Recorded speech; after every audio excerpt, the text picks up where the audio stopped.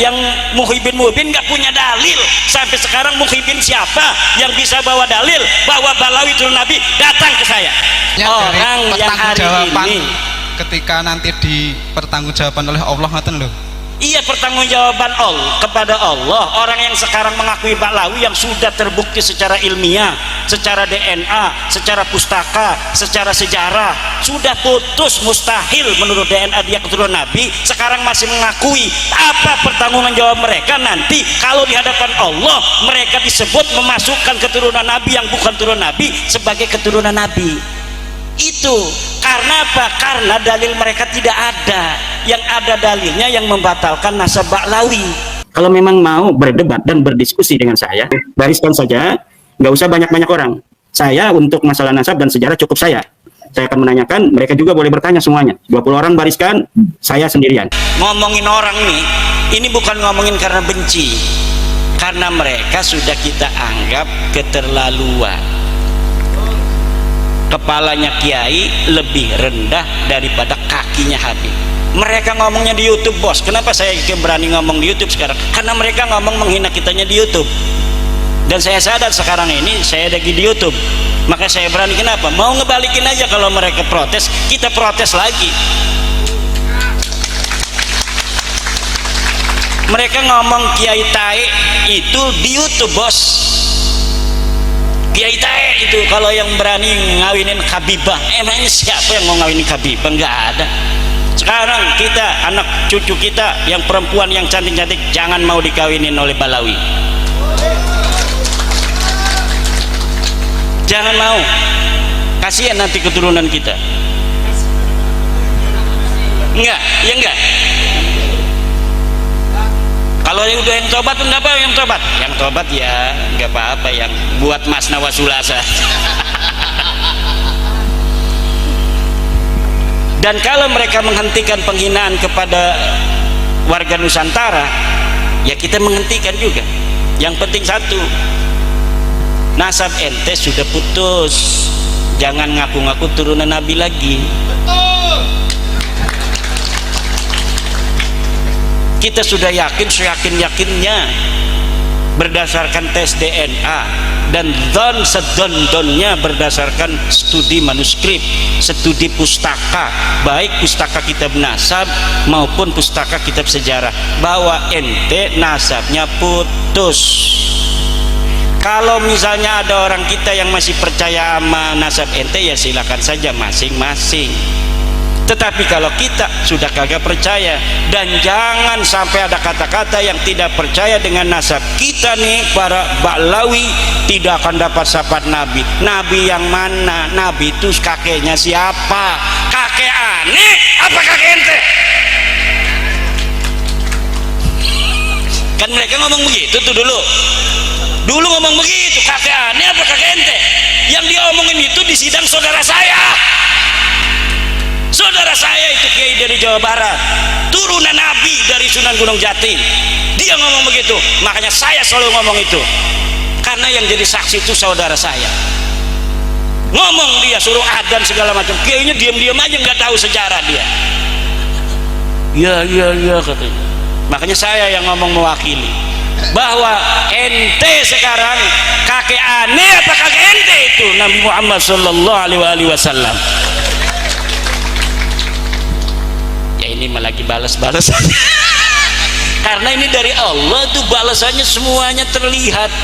Dulu mereka ngomong begini, ada saudara saya di Cirebon mau kawin sama Kabibah itu sama Rabi Talawiyah, mana katanya manuskripnya yang menyebutkan bahwa benar ini keturunan Nabi dari Sunan Gunung Jati.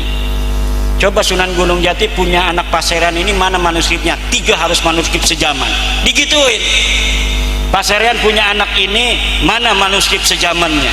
Ini punya anak ini, sampai itu dianya ini ditanyain manuskripnya di Rabi Talawiyah. Sekarang saya minta jangan 31 aja manuskrip sejaman yang mengatakan Ahmad bin Isa punya anak Ubed, tidak bisa jawab.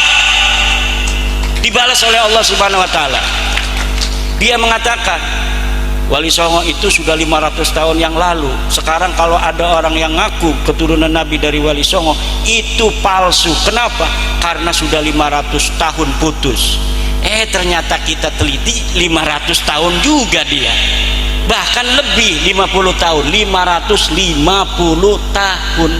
Jadi apa yang mereka katakan selalu dibales dan dibalikan oleh Allah Subhanahu wa ta'ala.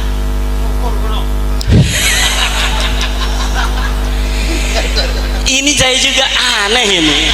Coba bapak-bapak, kalau bapak-bapak sudah merdeka hatinya ya, merdeka saja, itu luar biasa. Allahumma sholli ala sayyidina Muhammad. Tapi kalau yang belum merdeka ini punya ngedengerin saya, pengennya nonjok aja. Tapi insya Allah kita karena tujuannya baik, kita bukan benci sama mereka loh. Kita benci kepada apa yang telah mereka ucapkan di YouTube itu. Kita benci pengakuan mereka yang sudah terbukti palsu, kemudian mereka tidak mau menerima. Itu saja. Kalau mereka mau menerima, oke, wahai seluruh masyarakat Sragen, saya minta maaf kalau ada kesalahan, dan saya sekarang tidak lagi mengaku turunan Nabi. Tolong saya undang untuk selawatan di Mambaut Thoyibah. Diundang dapat. Udah nggak ngaku lagi turun Nabi. Betul. Waduh, lebih gawat dari saya ini. Kalau yang dari panjenengan tesisnya itu metode akademisi saja atau metode penggunaan kitab yang mutakbaroh? Menggunakan metode penelitian. Metode penelitian itu harus melakukan proses heuristik. Heuristik itu mengumpulkan seluruh sumber. Jadi disebutin sumbernya yang berkaitan dengan Nasab Balwi. Yang kedua adalah proses kritisasi sumber. Setelah sumbernya itu ada, dikritisi. Satu, ini kitab layak tidak, valid tidak untuk dijadikan sebuah sumber. Oh ternyata ini diinterpolasi, ini kitab palsu, abaikan. Seperti ada di Balwi itu kitab namanya Abnaul Imam, dikarang abad ke-5, tapi isinya sudah ditambahin oleh Habib Jamalul Lail. Jadi kitabnya sudah tidak asli lagi. Akhirnya saya abaikan, ini tidak masuk dalam kategori sebagai sumber. Setelah kritik sumber satu kitab per kitab, kemudian ada interpretasi sumber. Jadi apa yang ada itu kita interpretasikan. Setelah diinterpretasikan, kemudian dihistoriografi. Ini metodologi penelitian dalam penelitian sejarah. Karena apa? Karena Abdullah atau Ubaid ini adalah tokoh sejarah. Tokoh sejarah yang harus diverifikasi benarkah dia historis atau ternyata dia ahistoris. Maka diperlukan metodologi sejarah dalam memverifikasi apakah seorang ini betul-betul historis atau dia adalah ahistoris. Dan terbukti sosok Ubaid ini tidak ada di dalam kitab-kitab, di dalam buku-buku sejarah yang ada pada masanya atau masa yang paling berdekatan dari kitab yang ditemukan yang membicara tentang keluarga mereka. Itu metodologi penelitian sejarah. Kalau tidak boleh dalam sejarah kita menggunakan metodologi penelitian ilmiah tentang pemikiran. Pemikiran itu boleh berbeda antara orang masa lalu dengan orang zaman sekarang. Kalau khobar berita tidak boleh berbeda. Sumbernya itu harus sama dan harus ittisol karena dia riwayat sejarah. Nah, ini kelemahan daripada kita para santri itu asal ada kitab abad berapa aja tentang sejarah itu dianggap sahih. Kayak Ustadz Idrus Romli kemarin, ini ada kitab abad ke-9, ada abad kitab 10. Iya betul, tapi itu setelah pengakuan. Sebelumnya di abad 4 itu, di mana yang diakui itu hidup, tidak disebutkan dia punya anak namanya Ubaid.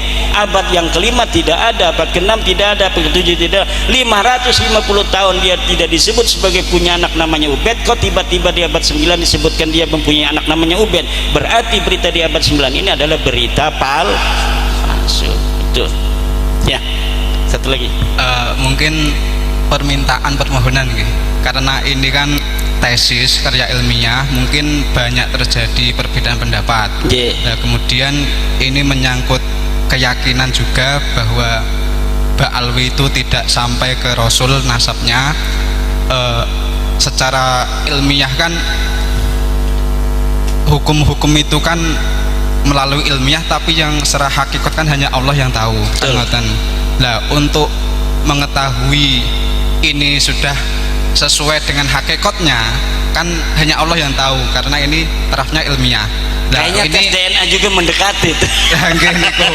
Nah, pertanyaan karena hukumnya apa? empirik gitu. Permohonan saya itu mungkin karena tema tesisnya itu memutus nasab, mungkin kami minta pertanggungjawaban bagaimana nanti kalau secara hakikatnya itu memang benar nasabnya sampai ke Rasul. Terus saya tanya kembali, kalau misalnya yang mengakui sekarang nasabnya Balwi itu sebagai turunan Nabi, kalau hakikatnya dia bukan, apa itu pertanggungjawabannya? Dan maksudnya ini kan bentuk perlawanan dari jawaban jenengan. Tapi seumpama kalau memang hakikatnya benar ataupun salah, kalau salah kan kita sudah sesuai. Cuman kalau hakikatnya benar itu nanti bagaimana ngeten? Iya, orang-orang yang mengakui itu, yang karena mereka mengakui Ba'lawi sebagai turunan Nabi kemudian mereka menghina orang itu, kan berarti mereka itu membantu Ba'lawi berbuat maksiat. Buatan. Iya, ini apa hukum balik bebaliknya? Maksudnya orang dari yang hari ini ketika nanti dipertanggungjawaban oleh Allah ngaten loh. Iya, pertanggungjawaban Allah kepada Allah. Orang yang sekarang mengakui Ba'lawi yang sudah terbukti secara ilmiah, secara DNA, secara pustaka, secara sejarah sudah putus, mustahil menurut DNA dia keturunan Nabi, sekarang masih mengakui. Apa pertanggungjawab mereka nanti kalau di hadapan Allah mereka disebut memasukkan keturunan Nabi yang bukan turunan Nabi sebagai keturunan Nabi? Itu karena apa? Karena dalil mereka tidak ada. Yang ada dalilnya yang membatalkan nasab Ba'lawi. Yang Muhyiddin nggak punya dalil sampai sekarang. Muhyiddin siapa yang bisa bawa dalil bahwa Ba'lawi turun Nabi? Datang ke saya. Nggak ada. Mustahil mereka turunan Nabi. Itu masalahnya. Kita punya dalil, mereka nggak punya dalil. Yang nggak punya dalil harus ngalah. Mereka nggak mau ngalah, ya udah nanti hakikat itu sesuai dengan dalil. Hakikat itu akan sesuai dengan dalil. Apakah semua marga Habib yang ada di Indonesia semua nasabnya ke Ba'lawi? Atau mungkin adakah Sayyid atau Syarif diklaim Ba'lawi terus ikut ke Ba'lawi sampai sekarang? Suwun. Ya, kalau Ba'lawi yang ada di Indonesia itu marganya seperti Al-Asgab, Al-Attas, bin Syihab, Al-Idrus, Al-Jufri, Maulad Dawilah. Nah, itu semua Ba'lawi semua, dan itu bukan turunan Nabi Muhammad sallallahu alaihi wasallam bil marrah. Bin Yahya, Bil Gais itu bukan turunan daripada Nabi Muhammad SAW. Lalu adakah dari Sayyid Syarif itu yang dibalawikan? Ada, contohnya Basyaiban yang Al-Idrisi seperti Sayyid Julfikar itu keturunan Nabi asli. Itu sama marganya dengan Sayyid Alwi Al-Maliki Mekah. Sayyid Muhammad bin Alwi Al-Maliki Mekah itu turunan Nabi asli dari marga Al-Idrisi. Dia bukan Ba'lawi, dia bukan Habib, tapi dia Sayyid Syarif dari marga Al-Idrisi Maroko yang tinggal di kota Mekah Al-Mukarramah. Termasuk bin Yahya itu bukan keturunan Nabi Muhammad SAW. Mustahil itu. Kalau Al-Aidid itu Al-Aidid itu Ba'lawi. Ya, DNA Aidid itu diakui oleh anaknya yang bernama Ilham Aidid bahwa mereka adalah marga Ba'lawi, mereka adalah Habib. Selain Aidid yang masuk komunis juga ada Fahrul Barakbah di Kalimantan, ada juga yang satunya Sofyan Barakbah. Itu semuanya ditembak mati oleh tentara Republik Indonesia tahun 1965. Saya kenal ada sebenarnya jalurnya Al Hasani, terus tapi yang mengisbat itu RA. Itu sebenarnya bagaimana? Asalnya mereka itu RA itu hanya mengisbat keluarga mereka, dibentuknya mereka untuk keluarga mereka Ba'lawi. tapi akhirnya lama-lama mengklaim bahwa seluruh yang ngaku dzurriyyat Nabi harus diisbat, diteken oleh RA. Akhirnya banyak seperti orang-orang yang marga Al-Hasani pun dia menjadi keturunan Nabi karena diteken oleh RA. Begitu. Yang jalur Hasan Al-Hasani tetap membela Ba'alwi. Seharusnya yang dia menyelamatkan diri ya. Loh, saya itu bukan Habib, saya ini Sayyid, kan gitu seharusnya. Karena dia ke yang lain belum tentu disahihkan. Dia yang udah menyahihkan Ba'lawi, kalau ke yang lain belum tentu disahihkan. Naat itu sulit itu untuk mendapatkan sertifikat nasab dari Naqoba Ansab Aulia Utis. Itu sulit, harus pengkajian. Makanya ada infaknya 1 jutaan. Kenapa? Karena penelitiannya lama. Kalau kita daftarin itu lama ditelitinya. Ada harus nanya dulu ke kampungnya, bener nggak dia ini ponakannya ini, bener nggak ini dia ini punya hubungan dengan kiai ini. Itu biasanya begitu. Makanya perlu ada dana itu untuk bensin muter-muter memvalidasi daripada laporan kepada Naqoba Ansab Aulia Tis'ah gitu. Dalam sebutan habaib atau Ba'alwi ya, apakah itu sebenarnya ada yang benar-benar dzurriyyah Rasul yang disebut Sayyid atau Syarif tapi disebut Habib, artinya dihabibkan, bukan makamnya ya, orangnya masih hidup sekarang? Ya kalau jelas dia bukan Ba'alwi, walaupun disebut apa, disebut Sayyid, disebut Habib segala macam, kalau dia bukan Ba'alwi mungkin saja dia nyambung. Tapi kalau Ba'alwi sudah yakin, karena saya menelitinya hanya Ba'alwi. Kalau Ba'alwi ini sudah mustahil mereka keturunan Nabi besar Muhammad sallallahu alaihi wasallam. Berarti kalau ada Sayyid atau Syarif mau dipanggil Habib salah sendiri ya? Salah sendiri. Nggih pun nek matur suwun sangat. Nggih no. Ya kudune ya Sayyid ngoten. Yang sudah terlanjur diisbat oleh Ba'lawi itu silakan datang ke Naat Naqoba Ansab Aulia Tis'ah untuk diverifikasi nasabnya. Kalau misalnya dibilang sudah sahih, ya disahihkan. Kalau tidak, diberikan lagi, cari naskah lainnya, mungkin ada yang tertinggal atau lain sebagainya. Tidak berani orang Naat atau orang ini itu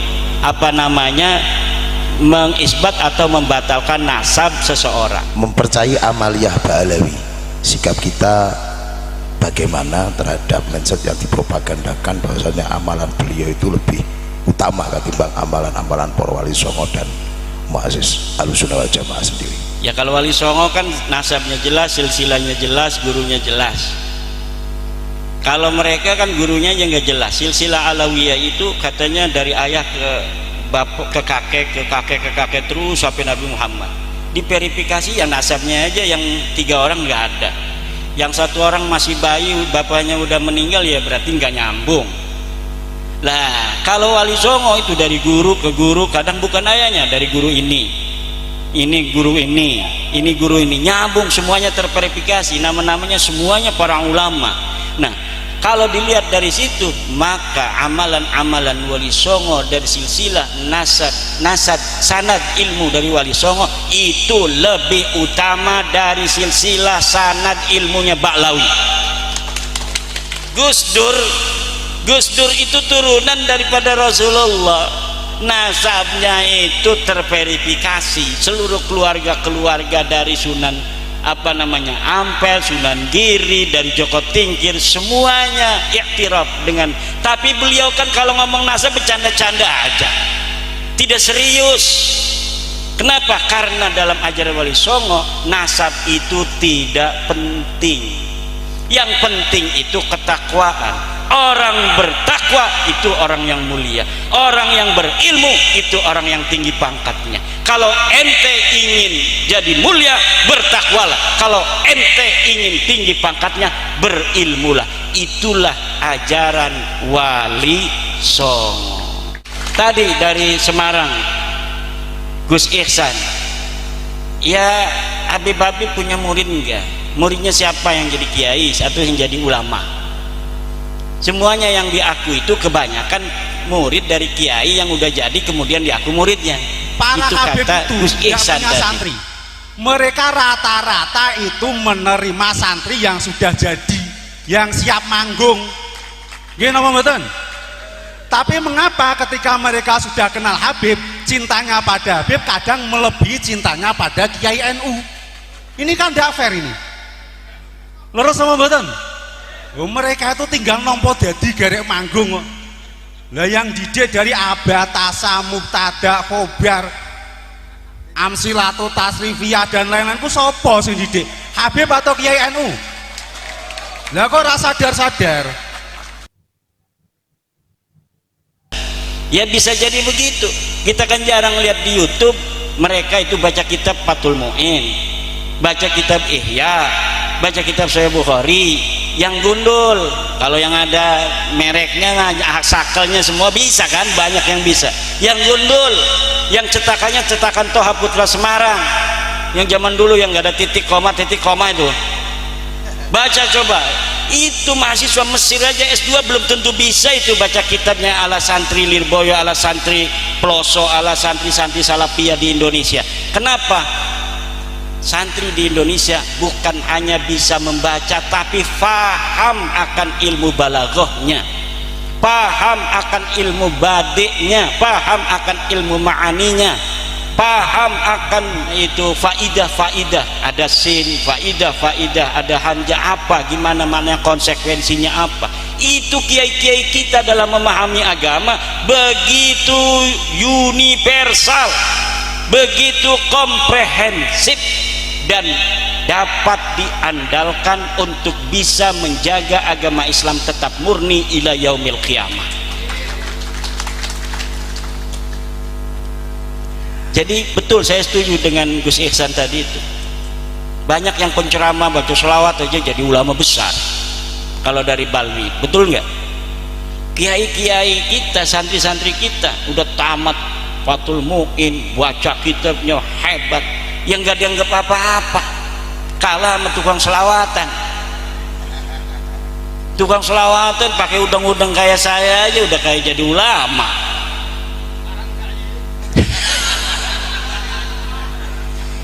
Baca Fathul Qorib kagak bisa, ada yang baca kitabnya dari kiri dulu, kan aneh. Membatalkan kewalian yang diakui oleh Ba'alawi itu sendiri. Masya Allah.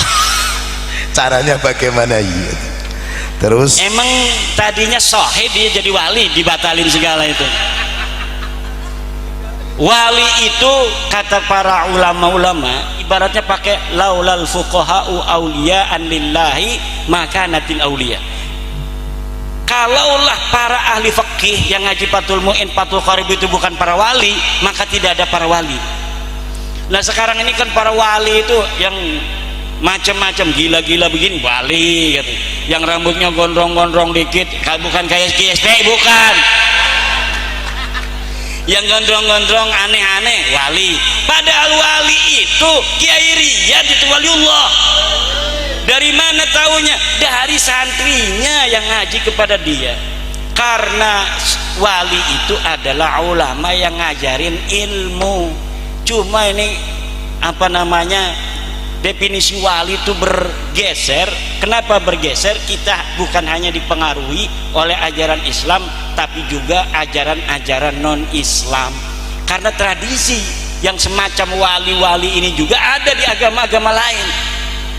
Para pendeta-pendeta segala macam itu ada di agama lain sebelumnya yang diwakili orang suci. Coba orang gila di India itu, yang beragama Hindu India itu, kalau ada orang gila diem aja begini, disembah langsung. Saya pernah lihat di YouTube ada orang gila di pasar itu, dia diem aja nggak bergerak-gerak begini. Itu setiap orang yang lewat sujud dulu, ada lewat sujud lagi. Kenapa? Di agama lain pun ada tradisi yang seperti Indonesia, orang-orang suci yang disebut di Indonesia atau dalam agama Islam para wali. Sebenarnya definisi kewalian di dalam Islam itu sudah jelas di Al-Quran. La ala inna awliya Allah la khaufun alaihim walahum. Ciri utamanya adalah tidak ada takut terhadap apa yang akan terjadi dan tidak ada sedih terhadap apa yang sudah terjadi. Kalau bapak-bapak di dalam hatinya Ada misalnya habis ditipu orang 2 juta suruh beli kiswah Ka'bah. Sudah terjadi, nggak pernah disedih-sedihin, ya udah aja, itu mah sudah terjadi. Itu salah satu ciri wali. Kalau misalnya menghadapi sesuatu masalah di depan tidak pernah ada rasa takut, itu ciri-ciri wali. Kalau ada dua-duanya, i'lam annaka waliyun min auliyahi subhanahu wa ta'ala. Kalau kita tidak ada rasa sedih terhadap apa yang sudah terjadi, tidak ada rasa takut terhadap apa yang akan terjadi, maka ketahuilah bahwa Bapak sudah mempunyai ciri utama dari seorang wali, yaitu la khaufun alaihim walahum yahzanun. Karena yang namanya hazan, adamul husni wa adamul khauf, itu fi'lul qalbi, itu tidak ada yang tahu. Yang tahu hanya kita dan Allah subhanahu. Kalau orang cuma nebak-nebak, orang yang bergaya atau di branding wali akhirnya jadi wali. Kiai Riyad kita bikin aja YouTube 5 bahwa karomahnya dia bisa terbang dari pohon ke pohon gitu. Pernah ada yang bercerita Mangkulan bin Fulan bahwa Kiai Riyad ini lama-lama Kiai Riyad ini banyak tamu kesini bukan mau naro santri, mau minta air kesini. Bikin aja branding begitu. Sekarang wali-wali di YouTube itu banyaknya branding. Orang kita bisanya kayak Gus Samsudin doang tuh bikin brandingnya begitu, bikin setting-settingannya gampang ketahuan. Orang-orang lain bisa bikin setting menjual-jual keluarganya, kita ini nggak bisa. Orang sekelas yang sudah ngaji tamat Fathul Mu'in aja nggak bisa kita jual. Kadang-kadang mau muncul aja kita nggak ikut-ikut menyebarkan. Mereka itu orang yang mempunyai persatuan keluarga. Sedikit aja ada potensi, dikembangin, di branding. Makanya nggak, bagaimana cara membatalkan kewalian mereka? Nggak usah dibatalin, orang tadinya juga nggak sahih kok. Udah batal sendiri, orang nggak pernah sahih kok, gimana cara ngebatalinnya? Pokoknya sekarang kalau kita pengen dapat barokah, lihat orang yang ngaji di musola-musola kita, yang ngaji tuh, yang ngajinya cuma 5, yang 2 ngantuk, yang 1 permisi. Lah itu wali Allah yang akan membawa abadinya agama ila yaumil qiyamah. Walaupun dia nggak punya santri, ngajarin bapak-bapak begitu manfaat untuk ibadahnya bapak-bapak. Kalau yang ngajarin santri itu luar biasa Pak, karena capek ngajarin santri, ngasih amplop kagak. Ada orang itu yang maunya hanya enak-enaknya saja, nyari jamaah ya. Ini apalagi majelis sholawat, kan orangnya kaya-kaya, udah ada yang dagang bakso, ada yang dagang jamu, dia amplop banyak. Makanya orang lebih seneng jadi majelis sholawat daripada ngurusin pesantren, karena pesantren itu paling setahun sekali baru inget itu bapaknya. Gimana? Kalau ngajarin santri kagak mau, capek. Kalau nyari jamaah kemana-mana enak. Saya ini orang yang tidak suka pergi dari pesantren sebenarnya. 2018 saya sudah tidak mau lagi diundang-undang. Di kampung saja paling menantu yang ngewakilin riung-riungan itu. Saya fokus ngajar santri. Tapi 2023 ini terpaksa, karena kita membuka tentang nasab ba'alu yang putus, orang-orang mau dengar langsung, saya rela, karena saya anggap ini pun manfaat buat agama Allah. Kebetulan juga saya punya badal 18 badal. Kalau saya nggak ngaji, badal pertama gantiin, badal pertama nggak ada, badal kedua sampai 18 badal saya itu, yang saya sudah kader untuk menggantikan saya apabila saya sedang tidak ngajar ngaji. Terima kasih sudah menonton video di channel YouTube Pesan Guru. Semoga menambah wawasan kita tentang agama dan keislaman. Terima kasih. Wassalamualaikum warahmatullahi wabarakatuh.